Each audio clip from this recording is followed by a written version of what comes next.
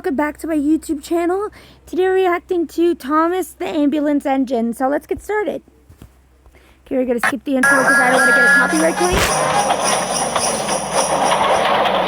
Here's an accident in the snow, and his fear of ending up like Henry kept him crawling at a snail's pace up his branch line. Okay. Annie and Clarabelle tried to be sympathetic, but Thomas had been going so slow that they were often late. "We shan't be on time today. We shan't be on time today," they would say. This made Thomas cross. "Would you rather go as fast as we did when we raced Bertie and have an accident? What would the Fat Controller say?"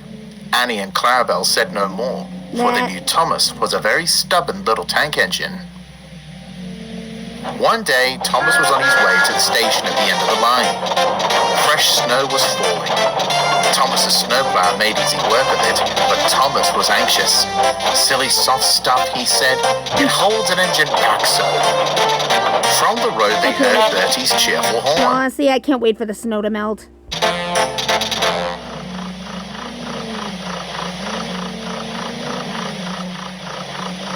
"Come on, Thomas," he laughed. "I thought you were fast." "Not today, Bertie," replied Thomas. "The ice and snow make it hard to grip the rails." "You need a pair of reliable tires," Bertie chuckled. "I could grip the road no matter the weather." "I don't want tires," Thomas fumed. "I like my rails." "Have fun pottering along then," Bertie said, and shot off into the distance. "Stupid bus," muttered Thomas under his breath. One of your best friends and you know it. Later that day, Thomas headed slowly back to the sheds with Annie and Clarabelle. Thomas was still cross with Bertie and was thinking what he'd say to him when they next met. As Thomas rounded the bend, there was Bertie, sitting awkwardly in a ditch on the side of the road. No.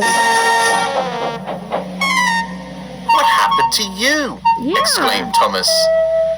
"This naughty bus went too quickly down the hill, lost control on the ice, and ran into this ditch," said Bertie's driver. "Maybe your tires aren't so useful after all," Thomas chuckled. "Some of our passengers are hurt." Hang on, everybody. Just give me a quick second. All right, guys. Sorry about that. I had to take the dogs out. Anyways, let's continue. said Bertie's driver. "The ambulances can't get here because of the snow. Can you take the passengers to the junction, Thomas?" He felt very nervous. He would have to go quickly to get to the junction in time, but he realized how serious this was and promised to help. Soon, Thomas was ready.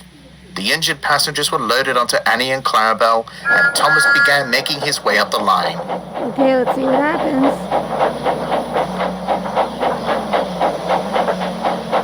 He went as fast as he could, his wheels remaining firmly on the rails the entire journey. They reached the junction and the passengers were soon on their way to the hospital. The next day, Bertie came to see Thomas in the yard. "I'm sorry for boasting about my tires," he said. "It doesn't matter how well they stick if I'm being reckless. Yeah. I feel bad about my passengers." "Don't worry," said Thomas. "My driver said your passengers weren't hurt badly and will come home soon." Good. "That's good. Maybe one day we can have another race, Thomas." Thomas looked sick. "What's the matter?" asked Bertie. "Maybe we can race again when spring comes. I never want to go that fast in the snow again." That was a good episode. Well, guys, thank you for watching this video. I'll see you on the next one. This is KBear101 signing out. Adios, everybody.